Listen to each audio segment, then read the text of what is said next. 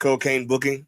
You leave Tony Khan alone. You don't. It's easy. It's easy. You just all you gotta do is look him dead in the face, right? You gotta look and dead in the do camera. Some cocaine yourself.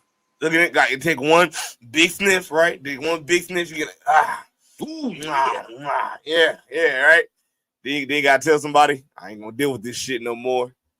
Yeah, that's it. You gotta tell that too, and then as a bit of a joke, as a bit of an insult back in the ECW days, and to AEW a few years ago during the pandemic. It wasn't brought in as a joke or an insult. I brought it in as a really important part of the company. It wasn't supposed to be a joke or an insult. Oh, I say apologies, Tony. I thought it was brought in by Taz.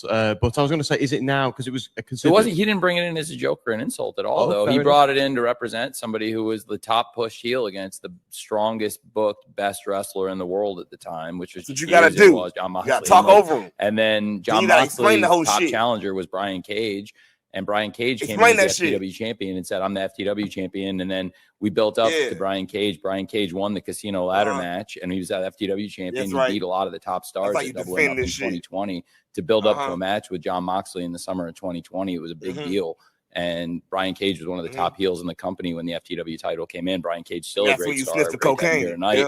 The title's been passed through a number of different wrestlers, and it's on one of our top stars and Hook. But the title was never meant to be a joke or anything.